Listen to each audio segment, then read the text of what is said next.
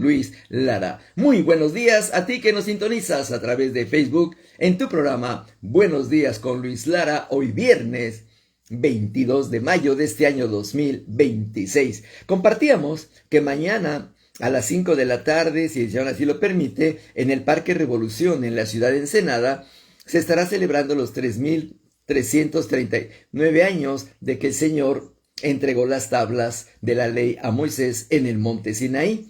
Va a ser una fiesta preciosa, porque recordar, adorar a Dios, exaltar a Dios por su palabra y por el principio de la instrucción que él dio a su pueblo. Bueno, vamos a meditar en la palabra del Señor, leyendo Éxodo capítulo número 20 y el verso 1 dice así: y habló Dios todas estas palabras diciendo: yo soy el Señor tu Dios, que te saqué de la tierra de Egipto, de la casa de servidumbre.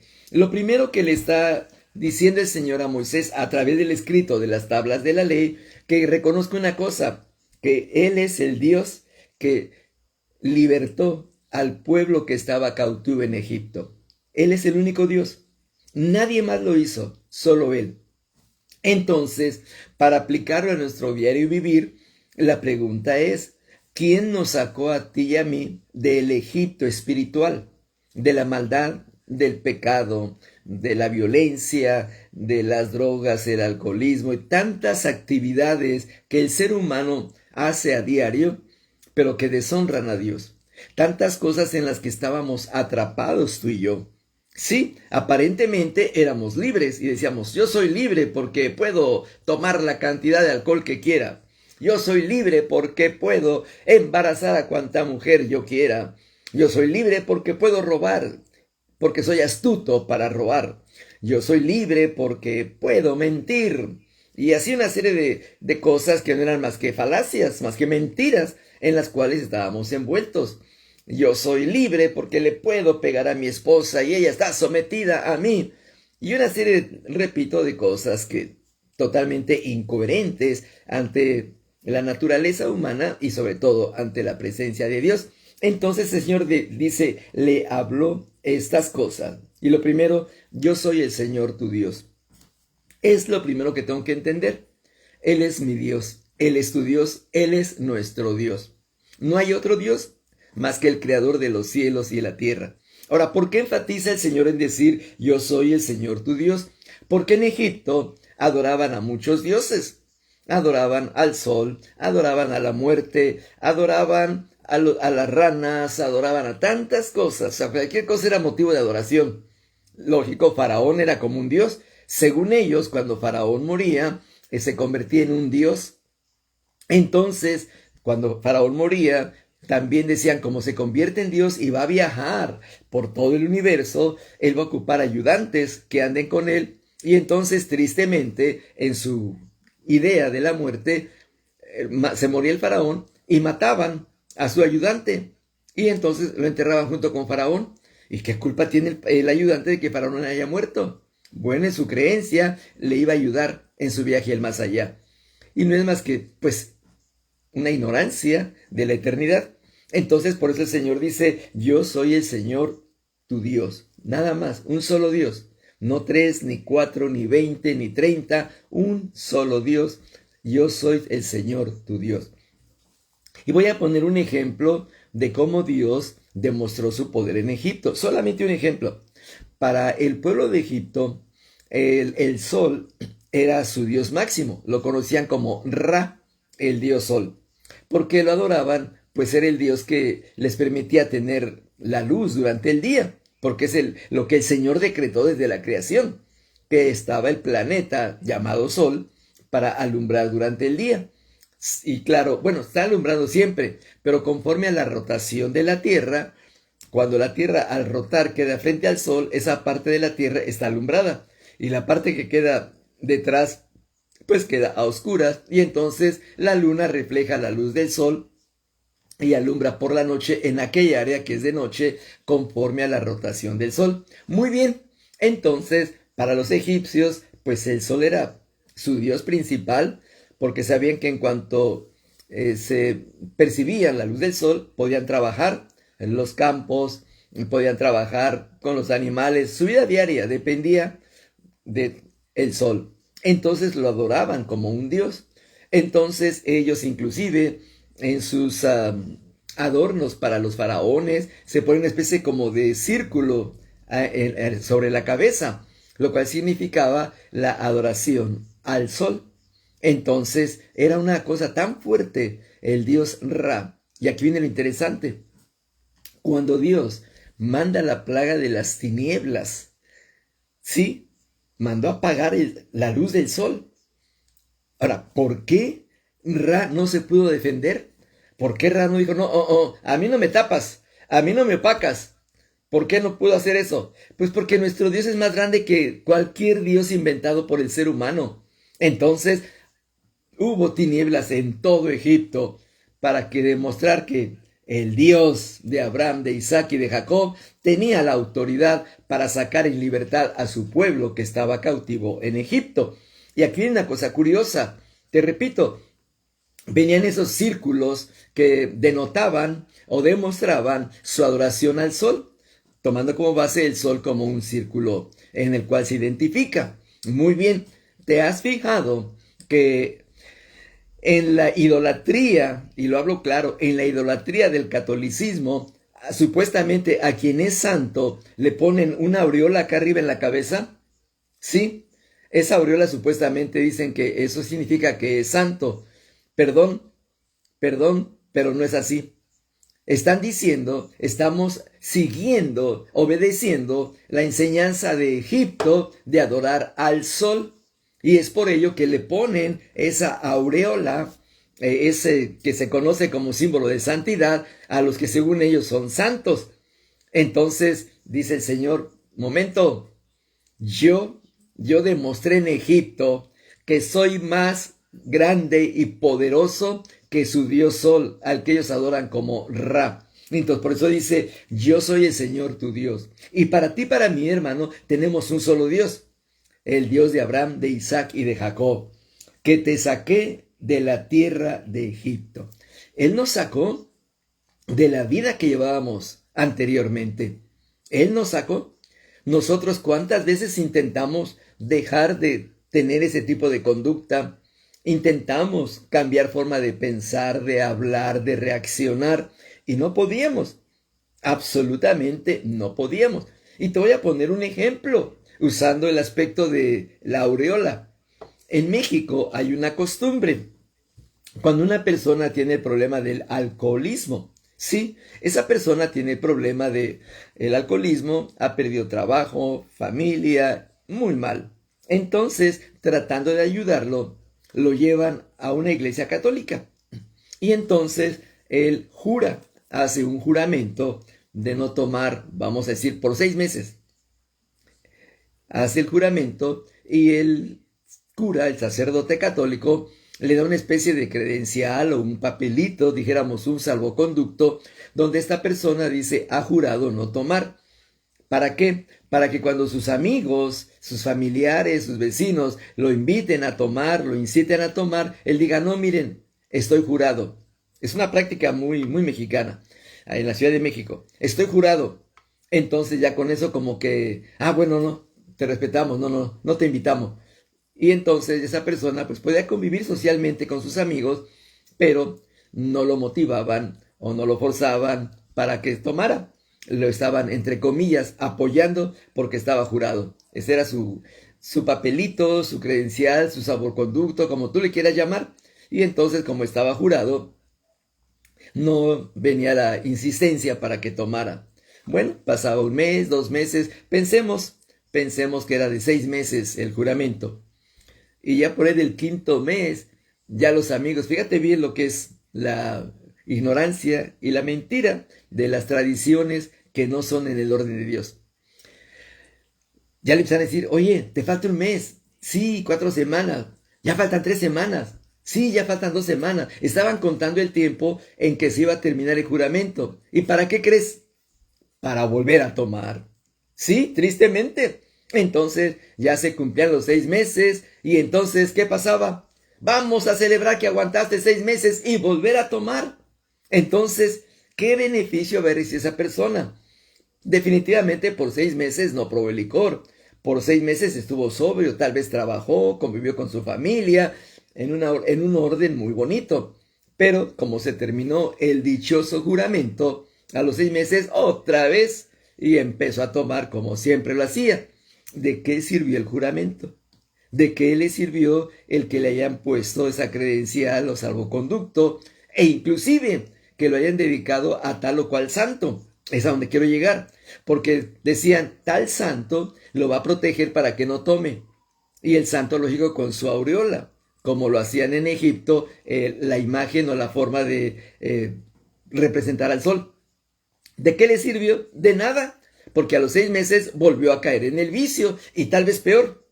Entonces, fíjate bien, como dice el Señor, yo te saqué de la tierra de Egipto. Sí, yo te saqué de la tierra de Egipto, de las costumbres y tradiciones de Egipto, en este caso la idolatría de tantos dioses y tantas cosas, y dice también de la casa de servidumbre. De la casa de servidumbre, sí. ¿Por qué? Porque en Egipto los israelitas pues eran esclavos, eran los que servían a los egipcios. Entonces, yo te saqué para hacerte libre. Ahora voy a este punto. Estoy siguiendo el ejemplo de la persona que tiene problema de licor, te repito, y se juramenta allá en México. ¿De dónde saca el Señor al hombre, a la mujer, de esa esclavitud del vicio? Sí, a Dios no hay que ir con nadie y decir, quiero jurar por 6 meses que no voy a tomar, quiero jurar por 6 meses que ya no voy a fumar, quiero jurar por 6 meses que no voy a decir mentiras, quiero jurar por 6 meses que no voy a decir palabras obscenas. No, no hay que hacer eso, absolutamente, porque Él es el que nos libera. Matías, qué gusto saludarte desde Argentina. No hay que hacer eso, porque Dios, Él nos sacó de esa esclavitud que teníamos hacia el pecado, hacia el vicio, hacia la maldad. Él nos sacó de ahí. No fueron nuestras fuerzas, no fue el consejero, no fue el psicólogo, no fue el pastor, no fueron las lágrimas de una mamá, no fueron los regaños de un papá, no fueron los golpes de la policía, no fue la cárcel, no fue la reja de la prisión. Fue la gracia y el favor de Dios. Buenos días, Jesucristo es el Rey en El Salvador. Freddy, buenos días. Él es el que nos sacó de esa esclavitud en la que estábamos. Eso es lo que estamos entendiendo. Y él le dice el Señor le dice al pueblo de Israel a través de Moisés con las tablas de los 10 mandamientos. Yo te saqué de la casa de servidumbre. Te saqué de donde eras un esclavo, donde eras una esclava. Y hay que ser sinceros, como cristianos que ahora confesamos ser, éramos esclavos. Hay quien fue esclavo, repito, del licor, hay quien fue esclavo del tabaco, hay quien fue esclavo del robo, hay quien fue esclavo de la violencia, hay quien fue esclavo del chisme, de la habladuría, de tantas cosas que como seres humanos fuimos envueltos por este ambiente social y nos esclavizó aquel tipo de conducta y de vida malsana. Entonces, exacto, Freddy, por gracia somos salvos. No tuvimos que hacer nada, ni juramentar nada, recibir el favor y la misericordia de Dios. Éramos esclavos, sí, éramos esclavos. Y hay de aquel que diga que no, porque si no éramos esclavos, entonces ¿para qué ocupamos un libertador? Jesucristo vino a dar libertad al que estaba cautivo, que éramos tú y yo. De diferentes áreas, de diferentes áreas. Entonces, dice, yo los libré de la casa de servidumbre, de la esclavitud. Vamos a pensar una persona que no era, fíjate bien, no tomaba, no fumaba, no decía malas palabras, no robaba, no mentía, pero era muy celoso, era muy celosa. Era esclavo, era esclava de los celos. O sea, celaba al esposo, celaba a la esposa por todo. O sea, una esclavitud de celos. Y en todos lados veía que le querían quitar al esposo o a la esposa. Entonces había una esclavitud ahí. Aunque no tomara, repito, no tuviera ningún vicio, pero tenía una cadena de esclavitud llamada celos. Otros eran esclavos de la inseguridad. No puedo, está difícil. No creo que pueda hacerlo. No, a mí no. esclavos de la inseguridad, una inseguridad total. Y así pudiéramos hablar de tantas cosas de las cuales éramos esclavos, pero que por la gracia y el favor de Dios, Él nos ha libertado. Entonces, lo primero que Él enfatiza es en esto: yo soy tu Dios, el Señor que te saqué de la tierra de Egipto y de la casa de servidumbre. Yo te hice libre. Luego dice, verso número 3, no tendrás otros dioses delante de mí. Muy clara la palabra. No tendrás otros dioses delante de mí. ¿Qué significa esto? Que tú y yo no vamos a adorar a nadie más que al Creador del cielo y de la tierra. Por eso te mencioné al principio, porque Él sacó al pueblo de Egipto de esa esclavitud, porque eran esclavos los egipcios de diferentes dioses. Si este Dios no me sirve, aquel sí me va a servir. Si este Dios no me ayuda, aquel sí me va a ayudar. ¿Y qué es lo que está pasando hoy en día en el catolicismo? Bueno, hay santos para todo. Hay santos para todo. El santo de las viudas, el santo de las vírgenes, el santo de las causas difíciles, el santo de los partos. Santos y santos para todo. Pero ninguno sirve. Absolutamente. Y voy a poner un ejemplo. En México se celebra el famoso San Judas Tadeo, que porque es el de las causas difíciles. Pues yo cada día veo peor a México en las cosas que está viviendo y sufriendo, y el famoso San Judas Tadeo pues no ha servido para nada. Que la Virgen de Guadalupe, que es la madre de los mexicanos, y cómo están matando a tanta gente y robando y asaltando. Entonces tampoco sirve. Y yo sé que vas a decir, ¿y dónde está tu Dios?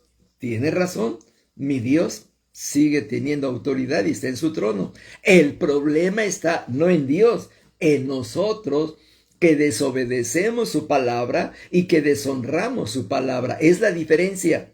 No es que Dios no pueda, Dios quiere, Él quiere. Hablo de México, por el catolicismo y la idolatría. Dios quiere cambiar a México. Dios quiere y puede cambiar a México, pero Él nos dice en su palabra, si mi pueblo, sobre el cual mi nombre es invocado, se humillare y se arrepintiere de sus malos caminos. Entonces Dios dice, yo quiero cambiarte esa nación, pero necesito que te humilles delante de mí y que reconozcas tus pecados. El problema del catolicismo es que no te pide que reconozcas tus pecados. Te pide que reconozcas a un ídolo, que reconozcas a un santo, que reconozcas a una imagen, pero no te pide que te arrepientas de tus pecados. Entonces, no hay un cambio en la persona. Entonces, es fácil pedir al santo, como dicen en el rancho, al santo de tu devoción, que te ayude con esto, con aquello. Pero, ¿qué hay de tu alma? ¿Qué hay de tu ser interior? ¿Qué hay de tu espíritu? Por eso el Señor dijo, si mi pueblo, sobre el cual mi nombre es invocado. Fíjate bien, y lo voy a leer con mucho detenimiento en el segundo libro de Crónicas, el capítulo número 7 y verso 14, para que no tengamos duda de lo que el Señor instruye y pide a su pueblo. Y dice así, el segundo libro de Crónicas, capítulo 7 y verso número 14. Lo quiero leer claramente. Dice así la Escritura. Si se humilla mi pueblo sobre el cual es invocado mi nombre. Lo primero que pide es humillación.